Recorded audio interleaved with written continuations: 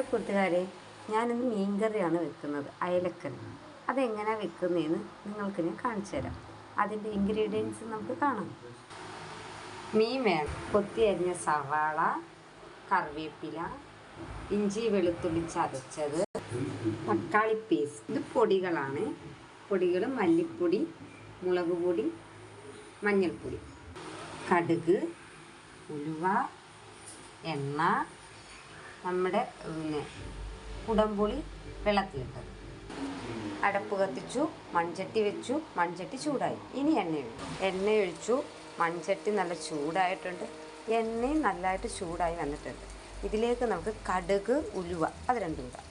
ഉലുവ ഇട്ടിട്ടുണ്ട്, അതിനുശേഷം ഞാൻ ഇടാൻ പോകുന്നത് കടുക് ഉലുവയും നന്നായിട്ട് പൊട്ടിയിട്ടുണ്ട്. ഇതിൻ്റെ അകത്തേക്ക് നമുക്കിടാൻ പോകുന്നത് സവാള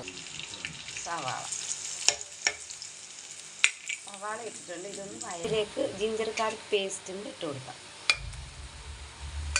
അതും ഒന്ന് വഴറ്റാം. ഇതൊന്ന് ഇച്ചിരി വഴണ്ട് വരാൻ വേണ്ടി നമുക്ക് ശകലം ഒരു കാൽ സ്പൂണോളം ഉപ്പും കൂടി ഇട്ട് കൊടുക്കാം.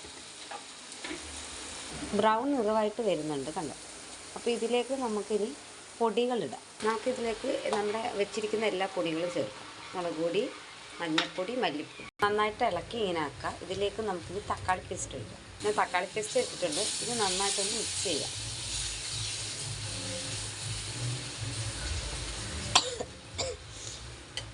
തിക്കായിട്ട് നമ്മുടെ ഇത് കിട്ടിയിട്ടുണ്ട്. ഇതിൻ്റെ അകത്തേക്ക് നമുക്ക് പുളിവെള്ളം ഒഴിക്കാം.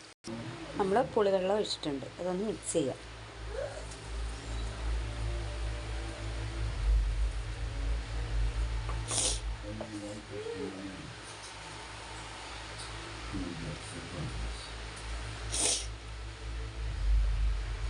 പൊടികളെല്ലാം ചേർത്ത് ചാറ് ഇത്ര ആയിട്ടുണ്ട്. നമുക്കിതൊന്ന് തിളച്ച് വരുമ്പോൾ ഇതിൻ്റെ അകത്തേക്ക് നമുക്ക് മീൻ കഷ്ണങ്ങൾ ഇടാം.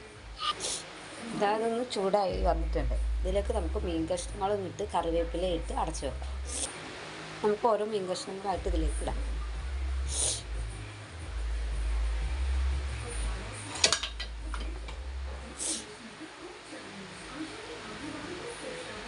മീൻ കഷ്ണങ്ങളെല്ലാം ഇട്ടിട്ടുണ്ട്. ഇതിൽ ആവശ്യമായിട്ടുള്ള ഉപ്പിടാം.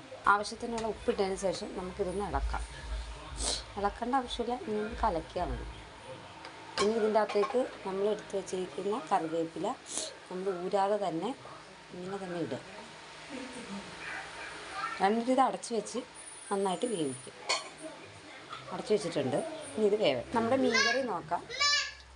മീൻകറി നല്ല വെന്തിട്ടുണ്ട്.